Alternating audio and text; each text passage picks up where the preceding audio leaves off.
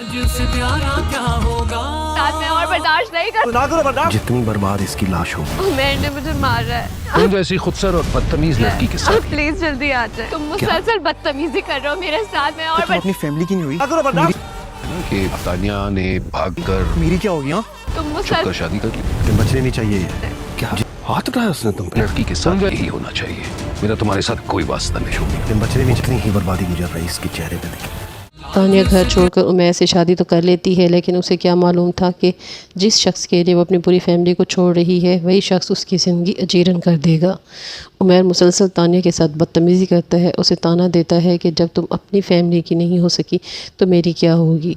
उमैर की ये बात सुनकर तानिया इंतहाई दुखी हो जाती है और कहती है, तुम मुसलसल मेरे साथ बदतमीज़ी किए जा रहे हो।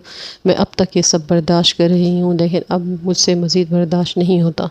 उमैर गुस्से से जवाब देता है और कहता है कि किसने कहा है तुम बर्दाश्त करो मत करो।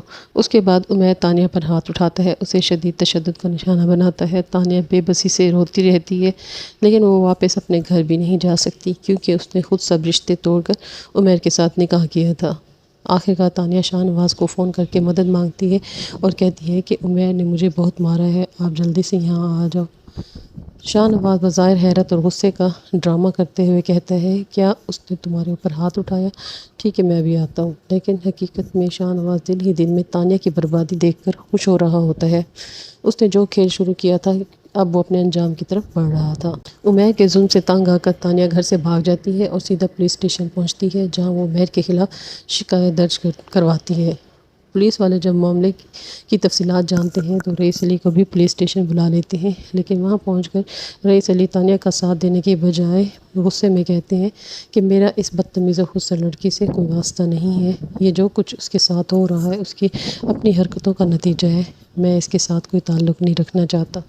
रईस अली के ये अल्फाज तानिया के लिए एक और बड़ा सदमा बन जाते हैं कि अब ना वो अपने शौहर के घर में महफूज है और ना ही उसे अपने ख़ानदान का सहारा हासिल है। तो दूसरी तरफ शाहनवाज़ उमैर को हुक्म देता है कि तानिया बचनी नहीं चाहिए, इसकी जितनी बर्बाद इसकी लाश होगी तो उतनी ही बर्बादी मुझे रईस अली के चेहरे पर नज़र आएगी। शाहनवाज़ का मकसद अब सिर्फ तानिया को बर्बाद करना नहीं बल्कि रईस अली को भी मुकम्मल तौर पर तोड़ देना है, और जब भी कोई नया प्लान बनाता है तो ख़ुद रईस अली के पास पहुंचकर सूरत हाल का जायज़ा लेता है, क्योंकि रईस अली को तकलीफ़ और बेबसी में देखकर इसे सुकून महसूस होता है। शाहनवाज़ रईस अली के पास जाता है तो रईस अली उसकी नीयत को भांप कर कहते हैं कि तो शाहनवाज़ साहब आप मुझे इस वक्त ये बताने आए हैं कि तानिया ने घर छोड़कर शादी कर ली है। रईस अली की बात सुनते ही शाहनवाज़ के चेहरे पर एक लम्हे के लिए हैरत के आसार नुमायाँ हो जाते। से अंदाज़ा नहीं था कि रईस अली इतनी जल्दी इसके इरादे को समझ जाएंगे।